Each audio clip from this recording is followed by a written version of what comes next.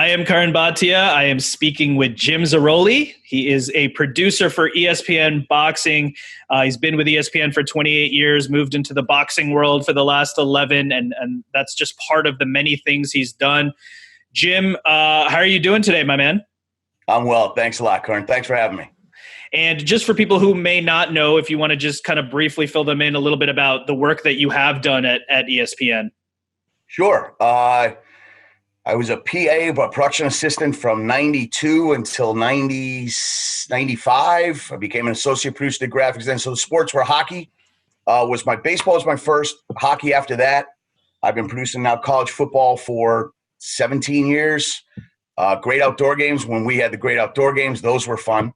Women's Final Four, I had the last three that were played. Three of the best. We had a lot of overtimes, excellent basketball. And I've been doing Friday night fights and Top Rank Boxing now for 11 going on 12 years. Basically, if it doesn't have an engine or four legs, I've done it at ESPN. Well, there you have it. And so with your time with boxing for so long, we obviously all dealt with the global pandemic and are still dealing with it. And that changed the entire equation for everything. I'm guessing in terms of the production challenges, this was definitely different than anything you've ever seen in your career, right? Well, it's certainly. I mean, we're used to being ringside and in the truck right outside the arena, 10,000 people, hopefully, everything like you always see on TV. The way we're doing it isn't terribly new to us or to some other networks. You know, we call it a REMI, a remote integrated, I forget the acronym. But basically it means I'm in Bristol and we have all of our cameras and things and everything like that out in Vegas. Technically, it's not something we haven't done before. We do a couple of football games a week that way, a couple of college basketball games a night that way. It happens a lot. And you've heard, actually, when we started doing it, you probably heard a lot of chatter about some teams, don't like that the announcers aren't there and this and that. Well, now it's becoming the norm, obviously, for these reasons. But certainly challenges exist. Half of my team is out in Vegas.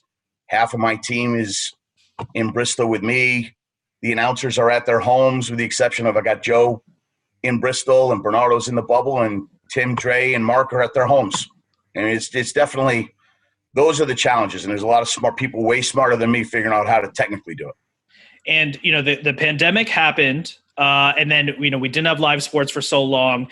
And I always said someone is going to have to be first. In the case of boxing, ESPN and Top Rank stepped up. Credit, I've been saying for weeks, if not months, credit to Brad Jacobs, Top Rank, the whole team, and of course ESPN to put those shows together because it definitely was a monumental effort. So as the pandemic was going along, when did you first start to hear rumblings like, hey, we want to try to create this bubble. We want to try to do it with no fans. What was the kind of the origins of getting this up and running? Well, to your point, these guys, boxing, there's maybe a little more urgency than some other sports, certainly the team sports, because these guys don't fight, they don't get paid. Nobody gets paid if nobody fights. The big leagues, at some point they're going to go again, but time's ticking on all these boxers. We know that. Every second. Guys are getting older by the second. So we knew that certainly they wanted to get something done as best as we can. I think it took everybody some time, first of all, to accept the fact that this is the way it's going to be. And you can't hold out anymore. If you try to wait 6 months, 4 months, it's not coming back. Like, people are realizing that now. You see, I don't want to get off, but Lomachenko Lopez are going to fight. Guess what? They're going to fight in there because otherwise you're not. And the clock's ticking. Let's go. But I don't know. I'm not sure how to put it, Curran. Lots of different challenges that we are now facing, but Top Rank wanted to get it done. I got to give some credit to UFC because they did it. They really were pushing to the point. I don't want to, my own opinion, it's not to any detriment, but they just pushed and pushed and pushed until they got it. Once they got that done, you're like, all right, we can do it. So let's do it. And then Brad and those guys, Brad Jacobs and Top Rank, they are of the highest order. And we knew they would be the most organized and prepared and give credit to where it's due out there. The Nevada State Athletic Commission, the state of Nevada, everybody that's involved. And I'm happy for it. Obviously, it's my livelihood. And, the fans are certainly happy for it. There've been some good fights while we've been in the bubble. And in terms of the actual production, putting it together, so you mentioned Joe Tess is in Bristol. We have the other announcers and analysts from their home, Andre Ward, Mark Kriegel, Timothy Bradley. We're seeing these guys from their home offices. That's different in itself. And then also your location, usually a group of people like a producer, director, graphics, PA, graphics team, audio are in a production truck or a production area and they're together. They can yell across at each other. That's not the case anymore. So what was the setup like for you in terms of your production unit and then also in terms of interfacing with talent? Well, you're 100% right. That's the way it used to be. We'd all be in the same truck or A unit, B unit, same area. And really one of the biggest things that we miss out on is the room that we would all congregate in. And we just hang out and we just talk. And all the ideas that would come out of it and the bonding and all that, we all have said that's really what we miss the most. But anyway, just being able to turn around and see somebody like we're basically in 2 control rooms at ESPN now. Most of us are in one, and I'm in another one with just one other guy. The guy who runs the clock and score is sitting behind me, and that's it. Just for social distancing sake, we're able to do that now. As more sports come along, who knows what's going to happen? But really, the people, we've always been taught to communicate over headset, even when you're in the same truck. So that's really not very different as far as the production crew. I've got everybody in my ear like I normally would. They just happen to be in different places. I can't turn around, look at my graphics guy, and say, hey, 1, 2, 3. I've got to do over headset now. And it just is what it is. It takes a half a show, to get yourself back in that rhythm. For the announcers, there is delay to deal with. Like, I hear them in my ear, and then I hear them on program. And it's bizarre. You got to we listen to a lot of people at once. Now, we can do that. But it's when I'm looking at my monitors and I'm hearing them and they're at a different time than the pictures, that's a little wonky, and that takes some getting used to. So everybody's dealing with a delay. The announcers themselves, hardest part for them is they can't see each other to play off of each other. So when we first started, it's a lot of stepping on one another. And, I'm talking, this is how we tried to fight it, actually. If you're in a room with 5 people and I'm speaking and I stop speaking, everybody in the room gives me 1 beat to start again. If you let that 1 beat go by, somebody else's turn. You're in a 5-person conversation. Somebody else is going to pick it up. That's just the natural social way of having a conversation. So we had a lot of waiting 2 beats and then trying to talk again. That's when you get stepped on. So the fact that they can't see each other, there's a lot of nonverbal between announcers in a booth, especially in a 3-person booth. There has to be, because you got to leave some meat for each other. And I think actually in the end, that's probably been the greatest area of improvement for the announcers. They've realized that. They're stepping on each other very little. And that's feels to me more like they're at ringside. They can see each other. But that's the hardest part, the delay and that they can't see one another. Absolutely. I mean, when you see announcers ringside working together, sometimes you'll see them pointing at each other. Okay, you go. You can see the person when they're kind of done, maybe looking at their notes. That's your opportunity to jump in. These announcers didn't have that opportunity. And the fact that they only stepped on each other a little bit in the beginning is quite amazing. I read somewhere, and I wanted to ask, I don't know if this is true, that some of the guys like Andre Ward or Tim Bradley had an iPad where they could maybe see some of the other announcers to get a visual as well on top of it. There is a setup. It's delayed, so you're not getting it real time, but there is a setup, but it's not like I'm going to tap you on the shoulder. Like you said, I'm right here. I'm pointing at something for you. And just to be able to tell in a real-time conversation when you're done talking and it's time for me to start. We have actually a setup, the worldwide leader. We have an iPad taped about 2 feet away from a monitor that is an ISO of Joe Tessitore, so that can be part of that Zoom. So it's basically a Zoom on the iPad that they're all on. So they're on 2 Zooms at once. And I mean, I got to give the guys credit out there having to deal with all the technical stuff that they have to deal with. Otherwise, they don't get on the air. There's no audio person standing there with them. They're in their home office with their iPad and their computer and their phone and talking to my guys back here in Bristol, hoping to work it out.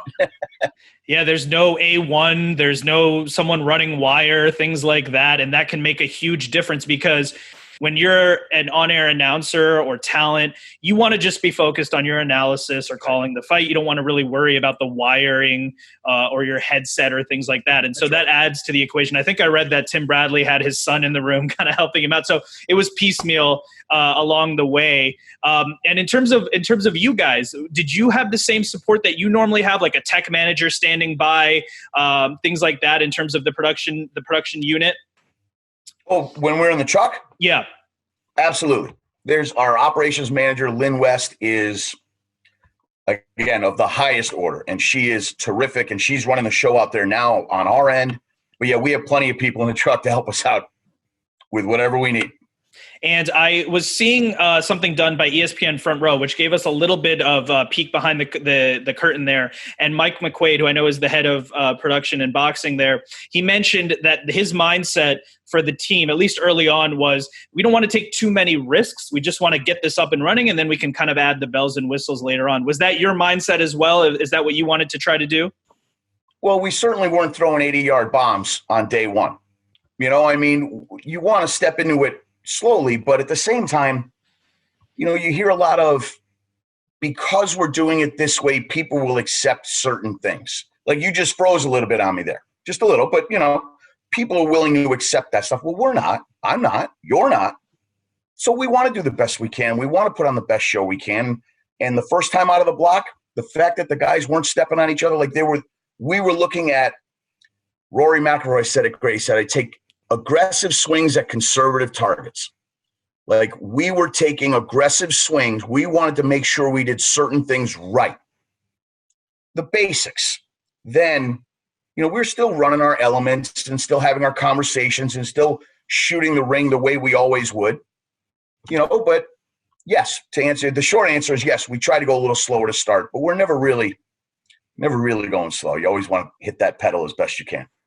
Absolutely. If you're going for the green in 2, but you aim for the center of the green and then you end up with a draw or a fade or whatever, you can still usually get there. And that's a really good way to put it. I haven't heard that before, and that's a really good way to put it. So in terms of some of the innovations that your team and Top Rank put together, it had the whole nightclub feel. It wasn't a boring conference room. That you know, you might see like, oh, MGM conference room, what's that going to look like? It was totally different. There was smoke, there was graphics, there was a bunch of other things. What did you think about all the different elements that came together, including things like Hear Me Cheer and other things like that to kind of enliven and enhance the experience for the viewer? Well, I think the audio is great. Let's start with the audio. And we did some tests. Obviously, Top Rank had to vet. So everybody who's aware, people basically cheer into their phone and it gets recorded and it goes on and things like that. And, Top Rank had to do some vetting for who's allowed to do that, you know, because you don't want any crazies out there. But we're testing it. I remember we're sitting in the control room and I'm sitting next to Mike McQuaid and I said, you hear that? Some dude was whistling the whole time. So like, all right, well, we got to fix that, you know.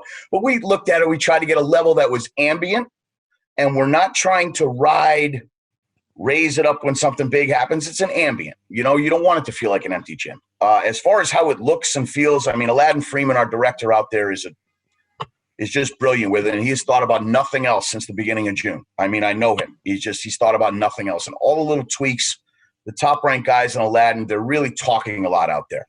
You know, you see the Twitter board and the way we use the screens for interviews and the highlights going right behind Joe Smith as he's talking. And it's just, it is, I like the nightclub. That's good. It is. It's like a nightclub. And I hear Aladdin. The funny thing is I hear Aladdin in my ear as he's directing the ring walk. All right, smoke him. You know, he hit the smoke. All right, no more smoke. You know, it's just, he's great with that. And they do a really good job of the lighting. And, you know, there's something to be said for having control of the whole room and not worrying about anything. So I don't know, but it's really, they haven't stopped either. Like they've continued to try to just look at new stuff, and, you know, we don't want to get complacent. So I give them all the credit in the world to those guys out there. I just enjoy how it looks, and we use it as best we can. And the America unit in Vegas was Tuesdays and Thursdays for a long time on ESPN, now going back to traditional Saturdays. But as we were watching, we noticed a little bit of a different production setup in Mexico City on ESPN. I know that that's a different production crew and they have their own ideas. That had a whole different feel. That had more of like a red carpet vibe, and they had fans in the back kind of cheering as the action was going on. What did you make about the differences from the whole Mexico City unit? You're right. It's a straight world feed. We have no control over anything with that. And the same with with London, with Conlon and Frampton last couple of weekends ago. Same thing. They're fine. We do graphics from here, and we have our announcers. They were all at their homes. Everybody's got their own ideas on the setup. I mean, I've watched between Mexico City and London and UFC and everybody else in the bubble, and the Top Rank, it looks the best. It just does. Like, for me, it looks awesome. The way everything, the screens are used. We toyed with the idea of fans in the back. I'm not sure, I'm a big fan of it. I don't have to be, just personal opinion on that. But, I did like the long walk. I thought the long walk with the white lights and the red car, I thought that was kind of cool, but you're doing the best you can with what you have. It's chicken salad. You got two dudes in an empty gym, in a conference room that you're building up the best you can. And everybody, has ideas, and there's only one way to figure them out. Try them. See what you think. So we've been doing a lot of that too. Just try stuff. And that was my next question. Obviously, now there's more sports coming back as opposed to when ESPN and Top Rank came back originally. It seemed to be mostly just them and UFC. Now there's so many other sports. Have you been watching how other sports are covering their games nowadays? NBA, of course, with kind of like the live fans and the screens. Baseball has like cardboard cutouts, things like that. Have you been watching what other sports are doing? And is there anything that you intend to adapt to your broadcast? Most certainly. I mean, I'm a sports fan. Number one, I watch everything. And it drives my wife crazy. She's like, you work in sports, you come home and watch sports. Well, that's what I am. That's why I work in sports. But yes, I'll tell you who I think, just for myself, I like how the NHL looks. I like how they use the big screens. I don't know why, but that just strikes me as, for me, the best of the bunch. Just how it looks on TV. It looks like a playoff atmosphere. It just feels, I don't know, it's got a different feel for me. I like how the NHL is doing it. I think everybody's experimentation with audio. I'm always looking at it. We're always looking at stuff like that. I mean, we're not too proud. It's just like football's a copycat business. Somebody does something right, we'll give them credit, but I'm going to try it too. And it's the same way. We'll try something and somebody, oh, I like that. We're going to try it too. That's how it always goes, And so, yes, we're watching everything. I thought MLS did some really good stuff, put some audio there. You could hear those guys as clear as a bell. We're fortunate with the boxing. Well, fortunate and unfortunate at the same time. We can hear the trainers like you and I are talking right now. Sometimes that's not the best thing, but more often than not, audio is one of the things that really, you can dress it up all you want video-wise, but the audio is really what brings you there. When you go to a hockey game and you're at the hockey game and a guy takes a slap shot from center ice and it just hits the goalie in the pads harmlessly, you hear it. You hear the thud. You don't hear that on TV. Now you do. Like, you hear not just the punches landing, you hear the exhale when he gets hit in the body. You hear it. You can hear the trainer getting into him. I mean, it's everything we want. I hope when we do get fans back, whenever that happens, we can find a way to keep that audio and just have the fans there too, because it's really been spectacular what we're getting to hear from the players, fighters in the corner, trainers during the entire round, referee. I mean, that's, all that stuff. Audio is really the way you get inside, from my opinion. And you lose a little bit with the fans because you're not, a great knockout. For example, we had Povetkin knock out White recently, or Joe Smith, Alvarez. These are great knockouts, and you kind of miss the fans going nuts. But what you get in exchange is, like you said, these intimate moments in the corner, hearing the instruction, hearing the referee. In UFC, there was a fighter who actually heard an analyst talking, and he made some adjustments. So you lose some, but you win some in a different way. And so that's the new normal, and that's the reality we live in. When you were dealing with, speaking of the new normal, obviously the bubble was a very contained area. People were getting tested multiple times. That led to fighters and fights being postponed. Michaela Mayer was one. I spoke to Mikel Lapierre's manager who tested positive on the one test, and then he was negative on 3 others. But the important thing was that everyone was safe. Was that frustrating, though, at all for you from a production standpoint? Because you're getting ready for these events, and then sometimes these main events and stuff like that are just falling out. Oh, for sure. I mean, listen, fights have been falling out since the beginning of time. You go to a card, fights fall out. Guys overweight. We had one fight in Mohegan Sun. I remember Friday night fights. It was a co-feature. Get up on the scales on the way in. This guy is MFing this guy. The whole, I'm going to do this and that and the other thing. They got off, they flexed, he's yelling at him, they stared down, he got back into his car, he drove back to Newark, said, I'm not fighting that guy. I mean, guys' eyes get fuzzy unless they get $3,000 more back in the day. But fights fall out. It's the way it goes. Basically, you push everybody up one. Top Rank does a very good job with having some quality through at least 4 or 5 fights with people. They're like, all right, I'm cool. I can watch that guy fight. We haven't had any show this year. Even the mayor fight I think that was the worst one for me. We were excited to see that fight. We thought Helen Joseph would give her a good go. It turned out she didn't, but whatever. It just made for a shorter show because you're bringing up shorter fights. You're bringing up 6-round fights to be, instead of 8 and 10, you got now you're 4, 6, 6, 10 instead of 8, 8, 10, 10 or something. So thankfully, most of the time we're not trying to get it to a time where when we're done, we're done. So, but yeah, it's frustrating. You want to see these guys fight, and especially most frustrating when Michaela tests positive and the next day tests negative. And it's going to happen. It's happened a couple of times, in poor Jamel Herring twice. So.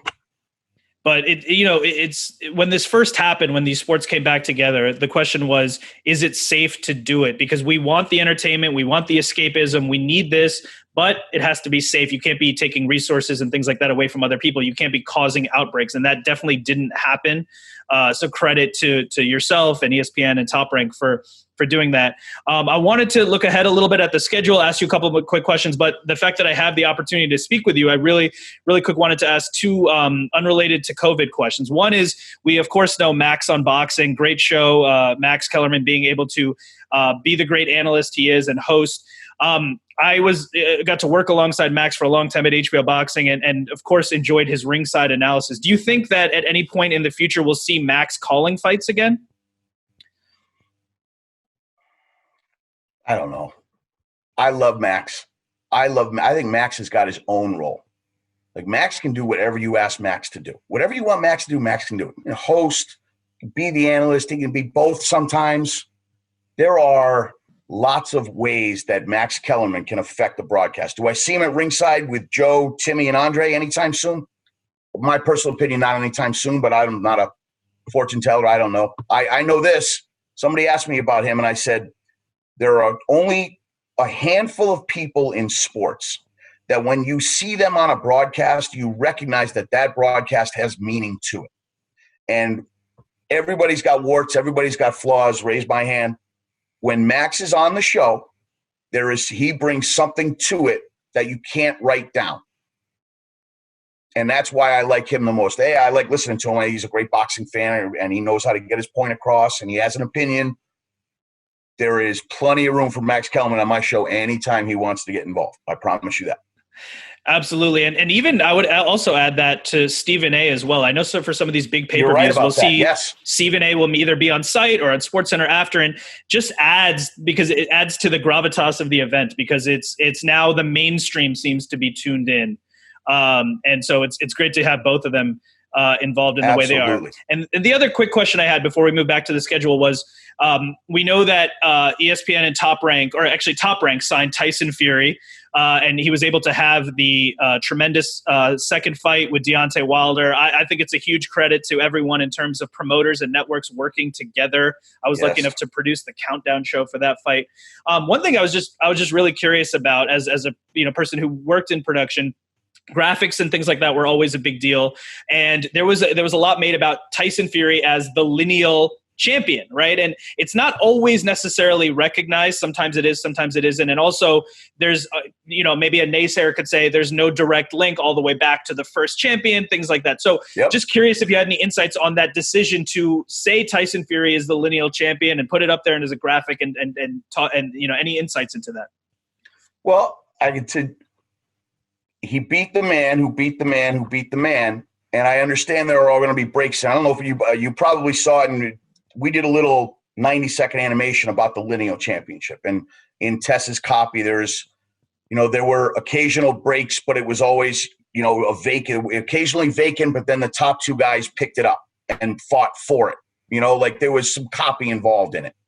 But I don't know. I mean, people ask about these lesser belts, denigrating anybody, any BOs, but whatever smaller, minor belts you want to talk about. And I was the type of guy that said, oh, it's a tin belt. Who cares? I'm not, And Tim Bradley said it to me. He said, listen, anything you can do to help promote a fight and make these guys money, you should be doing. And he didn't mean me as a TV guy. He meant their promoter. So Tyson Fury, in theory, and there again, you're right. You ask 10 people, 8 of them or 2 of them are going to be like, I don't know. But guess what? 8 of them is enough for me. And for me and our group, he is the lineal heavyweight champion. He beat the man who beat the man. I mean, nobody doubts that Vladimir Klitschko was the lineal champion when he was. Well, Fury beat him. And I get the time off. I get all that. I get it. But from the beginning of time, it was always you. If that fighter is still fighting, you have to be the one to take it from him in the ring. So I didn't have a problem with it. I mean, it's semantic. I get it. I understand that some people might let it go. Let it go. Made for a fun fight. And guess what? If Wilder beat him, they could put him on his resume as well. Now, lineal and WBC heavyweight champ. I'm sure he would gladly have taken the word lineal after the comma in his name if they were willing to give it to him. It actually adds, like you said, to Tim Bradley's point, actually, it adds a little bit to it because now if Fury fights Joshua, you have, all the belts plus the lineal. That's never happened before in the modern 4-belt era. So just adds a nice little interesting nugget. But I was just curious about how that decision came together. And plus, let's be honest, too, when you're talking about Fury and Wilder, you're not just talking to hard boxing fans anymore. You're talking to people that are not hard. I mean, that is a worldwide event now. And again, you've got people that don't know, and you give that person a title, and it's legit. It adds to it, to your point. Again, 2 out of 10, I'm not going to worry about them. Don't at me. There you go. Well said. So looking ahead at the ESPN schedule, I mean, we have a lot of great fights. We have Ramirez Postal. We have Herring, who hopefully will, that fight will come together now. Right. Josh Taylor. We have the big one, of course, Vasily Lomachenko versus Teofimo Lopez. We've been waiting for that for a long time. Moving forward into the fall with production, how do you see it playing out? Is there going to be anything different that you guys are going to be trying? Is there any thought to having announcers on site? Any thought to having limited fans on site? Anything different in terms of the production this fall? Let's start with I know for sure. I've heard nothing about any fans anywhere. Okay. I haven't heard anything about that. We are talking about sending us to Lomachenko Lopez. I don't know if that's going to happen or not. It's so far away. This could all change tomorrow. Who knows? Schedule's awesome, isn't it? Like, the best part now is when you were in June and July, those 6 weeks, we were new. So people were going to watch because it was live sports. Now, you're getting sports, so now the quality of fight needs to go up. You add that to the fact that these guys realize you're not getting fans for another year. You better fight. So if you look at what's coming, I mean, Ramirez and Postal Saturday night. Finally. And with Lomachenko Lopez, I mean, it's a massive fight. And I think what's the best part of it, at least for me, is that we've been hearing for so long that without fans, we can't see the A+ fighters in the game because, the whole equation is changed in terms of the financial gains from a live crowd. But they made it work, and it's happening on regular ESPN, which is quite amazing that it's happening. Do you think other top pound for pound fighters will maybe look at that and say, all right, hey, maybe if we change the dynamics a little bit, change the equation a little bit, we can also get in the ring? Curran, here's what I'm going to say. You are not going to fight in front of 20,000 people for minimum a year. Minimum. Somebody tell me I'm wrong with that. So the clock's ticking. You want to wait. If you're going to wait to fight, you're going to be waiting a long time. These guys realize that. I get it. Loma's 32. He's got 400 amateur fights. Let's go. He wants to fight. He doesn't go a year without fighting. It'll be over a year since he So these guys, I think they're realizing that if you want to fight and you want to make some money, you've got to go into the bubble and do it because the only way it's going to happen for at least the next 12 months. No, that's definitely true. And the fact that, this top pound for pound fighter is fighting another great fighter, it's great for us as sports fans. So, when you look back overall at everything that you had to overcome with these challenges in this pandemic and the bubble and everything, what are you most proud of? What do you look back at with the most pride and saying, oh, we were able to do this? Oh, easy. We have assembled a group of people. Like, for me, I'm at home. I go to Bristol. It's a 30-minute drive. We had guys in that bubble, 42 people in that bubble for 60-something days. I didn't hear one word from anybody about this sucks. This is nothing. We always said my buddy Mike Mascaro is our associate director on a show, and he's my ISO producer out in Vegas. He's in the bubble. We always say to each other, and the last time we got to say it next to each other was for Fury and Wilder 2.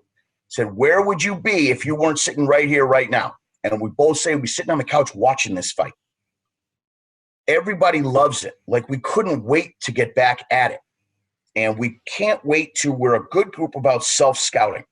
We watch shows together. We talk. Matter of fact, just before I got on with you, we were on our weekly conference, weekly Zoom now, talking about the shows and talking about our show on Friday.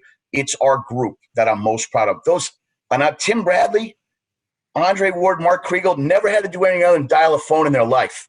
They are now working with all the equipment you're working with and then some. They're live. They're doing shows here. They're doing all from their home office.